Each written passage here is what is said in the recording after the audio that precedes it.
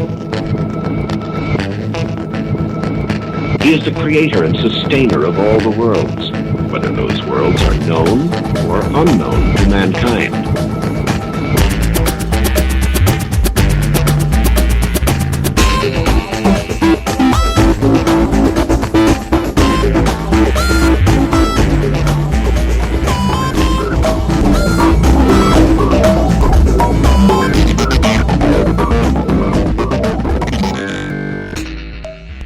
Does not wisdom cry and understanding put forth her voice? Hello everybody, my name's Charlie. You might know me better as sci-fi fantasy writer C.E. Dorset. You may hear a little bit of thunder in the background. Today is just one of those days. And on today we will be talking about the cosmological function of myth, continuing our 5-part study, kind of an introduction into what is mythology and how does it get used. Today we're going to start with a quote from Joseph Campbell's Myths of Light. The second function of mythology is to present an image of the universe that connects the transcendent to the world of everyday experience. This is something that I feel a lot of people miss when they are reading a sacred story. And it's something that I stress a lot. For example, every time I talk about the whole argument over historicity, I immediately go to this, the cosmological function of mythos. Because if this is absent, if this doesn't occur, then it doesn't matter whether something really happened. Did George Washington chop down a cherry tree? Historically, no. Historically, George Washington never chopped down a cherry tree. He was never asked by his father, did you chop that down? And say, I cannot tell a lie, I chopped down that cherry tree. That never happened, historically. Mythologically, it's a very powerful story because it's telling us about a quality that we as Americans want in our leaders. We want them to be honest, and even honest about things that they know that they did that were wrong. We don't want a president that equivocates. We don't want a president that covers things up. We want a president that's honest.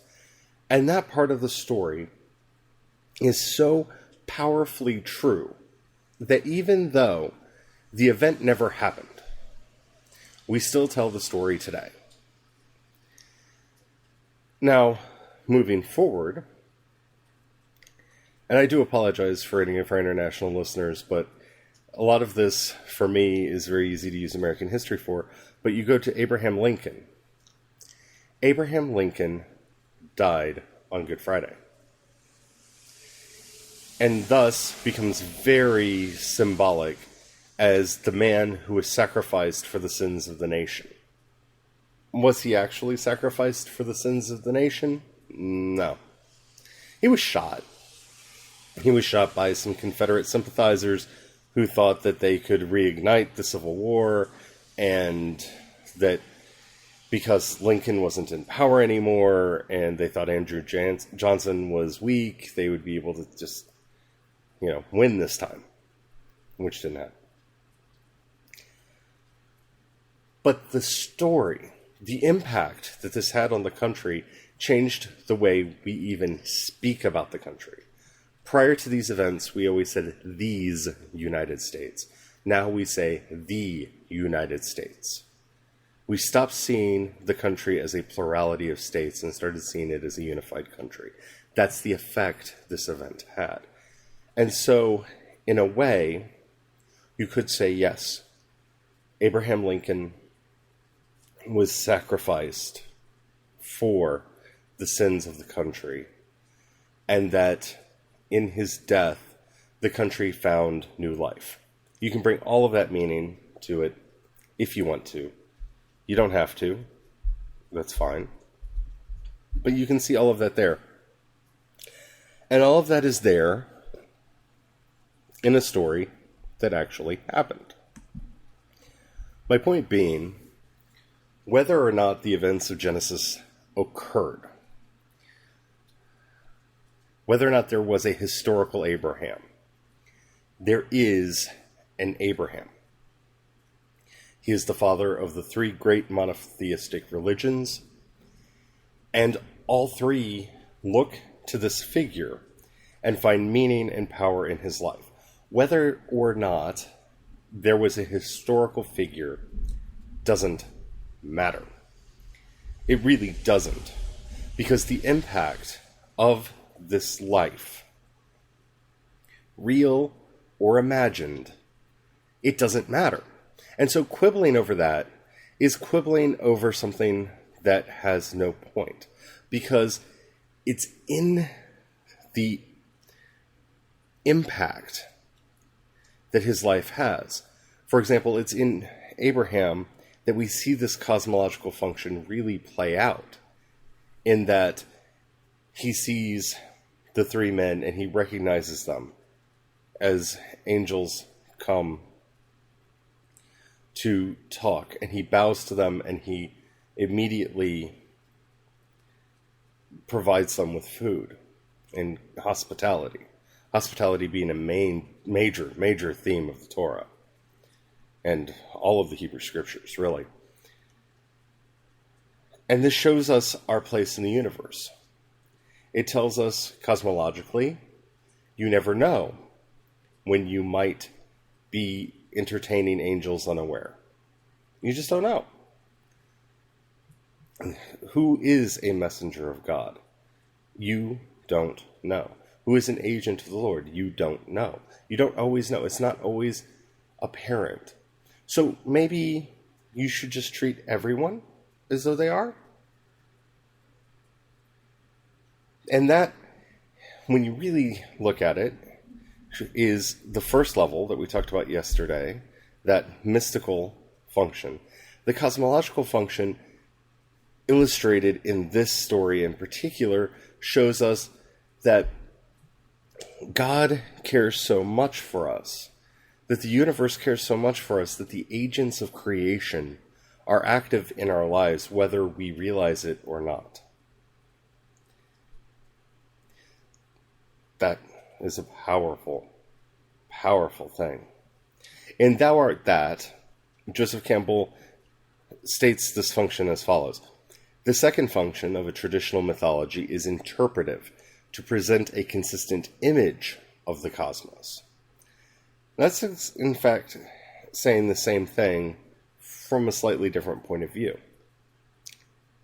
So, if the point here is for it to present an image of the universe that connects the transcendent to the world of everyday experience, it also has to provide a consistent image of the cosmos. Now, this is so vitally important to us, because the world in and of itself is chaotic and is not consistent. It is the story that we tell that adds consistency to it. And whether you're religious or not, you tell a story to make a consistent view of the world. And so when we are examining our beliefs, when we're examining our philosophical basis for accepting various events or judging various events, what we are really doing is smoothing out those wrinkles in the fabric of the reality around us, so that we can, in fact, see the world as it is and as it should be simultaneously. In The Pathway to Bliss, Joseph Campbell says, the second function of mythology is to present an image of the cosmos, an image of the universe round about, that will maintain and elicit an experience of awe. This function we call the cosmological function of mythology. So in this third definition, he tells us that it should instill us with awe. You can see this in a secular way if you watch the original Cosmos, with its billions and billions of stars, and its constant statement that you, meaning you and I, are star stuff. That is presenting this image of the universe that is meant to keep us in a state of awe. And that is how we cope with the state of the world. The world is an expansive, beautiful, mind-bogglingly gorgeous place. In its chaos, in its foaming, in its fomenting, we can get lost very easily in that chaos. We can get lost very easily in the strangeness, in the otherness of the world. What we gain from this method of looking at the world through stories is finding out our place, our connection. How does this affect me? How should this affect me? Going back to the story that we've been using throughout the study, Jesus walking on the water, we see Jesus on the water. We see Peter getting out of the boat. We see all of this. And we kind of talked about this a little yesterday when we were looking at the mystical function. But here, really, we're put in awe of the world as it is. Because the thunder claps. The clouds roll. The storm comes. The awe that the apostles have for the storm is present. They're afraid that the boat will sink. They're afraid the boat will flounder and that they will be lost on the Sea of Galilee. The world is a hostile place. Yet, in the midst of it, here comes Jesus walking across the wave-ravaged waters. There is Jesus, in the midst of the storm, standing impossibly, as if nothing was happening. And this is the connection between that story and our lives. One of the hardest things for us to realize when we are talking about grand scale events is that really none of it matters. None of it really has an effect. The writer of the book of Ecclesiastes tells us over and over again, Havel, Havel, Havel, Havelim. Emptiness, emptiness, emptiness of emptiness. Everything is, reut rach. It is vexation of spirit. It is a trying of the spirit. Everything is empty. It is empty. And it is in realizing that emptiness that we come to a place of peace. Everything is without inherent existence.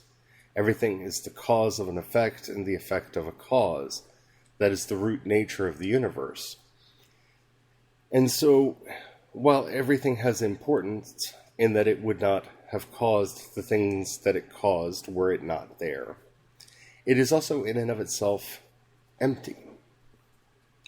It's without importance because without the things that led to it, it would not be. So everything is an effect of previous causes. And it's in realizing this emptiness, in realizing that everything is by nature Havel. And we'll talk about that a lot more in a future episode of the podcast when we do a deep dive into the book of Ecclesiastes.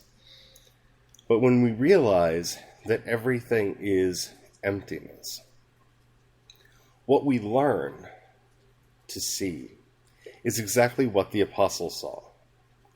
In the midst of it all, to us, it looks like craziness. In the midst of the mess, in the midst of the storm, it looks like chaos. It looks terrible. Those are judgments that we are applying. In reality, nothing's really happening. The storm is how the earth renews itself. The storm is how the earth gives water to the land. The storm is how heat circulates and keeps from building up too much in one place. The system is just doing what the system does. It doesn't matter whether we want it to do that or not. And in realizing this, and for some of us, it's not as easy as it is for others, but in realizing this, we find that place of peace. We see that connection between the cosmos and our daily life. Why did that earthquake have to happen? Because there was pressure building up on a tectonic plate and the plate slipped. Why did that have to happen? Because if there wasn't molten magma under the surface of the earth, then the earth would be cold. The earth would not have a magnetosphere. The earth would not be able to shield us from the cosmic rays of the sun that would bleach the earth clean of life. So that earthquake that took life was part of the system that preserves life. Havel, Havelim. Havel, Havelim. Everything is empty. Everything is impermanent. Everything is the cause of an effect and the effect of a cause. And it doesn't make it okay. That doesn't mean you don't mourn those lost in an earthquake or in a storm. That's not what that means. What it means is when you're asking why was this allowed to happen? It means you're asking the wrong question. This happened because it happened. This happened because it is part of a much larger system that supports life. And that can be really hard to wrap your head around. A giant earthquake that causes a massive tsunami that kills a lot of people. It's really hard in that moment, and it probably doesn't bring peace to anyone who lost loved ones in that. To think that that happened to save lives. In fact, just saying it feels like I am, short-selling the people who died. And I'm not. My heart goes out to them. I have nothing but compassion for them. And I wish it didn't happen. But to ask why it happened is the same reason when we ask why did Lincoln get assassinated. Lincoln died for the sins of his country. Those people died to save the rest of us. They are martyrs for the magnetosphere. And that might sound really strange, and I understand if it does. But when you see these things from a cosmic point of view, from a larger point of view, it doesn't mean that you stop trying to find ways to improve tsunami warnings, or to, predict earthquakes, or to mitigate the effects of the earthquake or the tsunami. It doesn't mean that at all. It just means when you ask the question that you should not be asking is why. It happened because it happened. And there's no greater reason to that. Why is there a drought? Why are the storms of life around me? What did I do to deserve this? This is a question we ask ourselves a lot simply to torment ourselves. No, that storm is not in your life to punish you. Maybe you did cause it.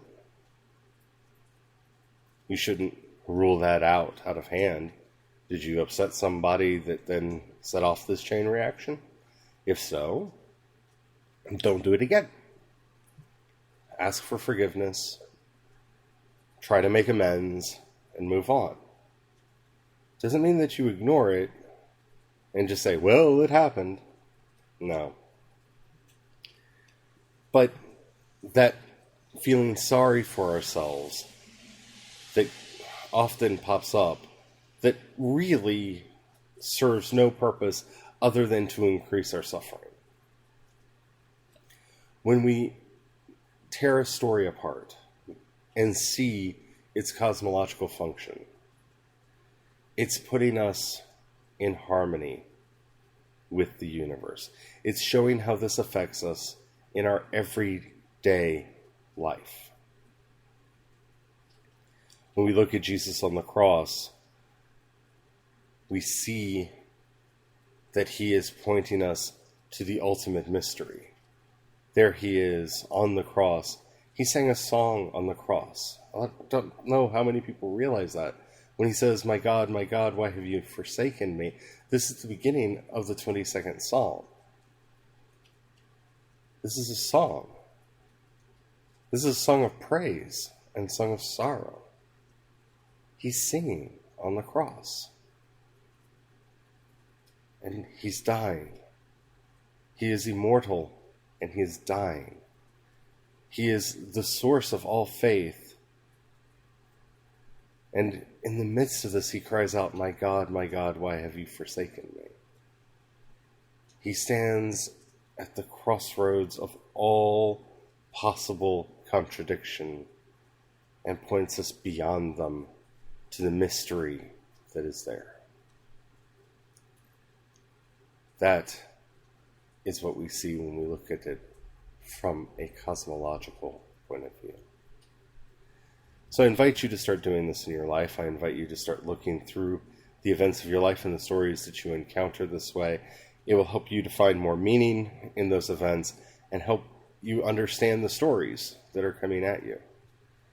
This one can be a bit trickier to discern.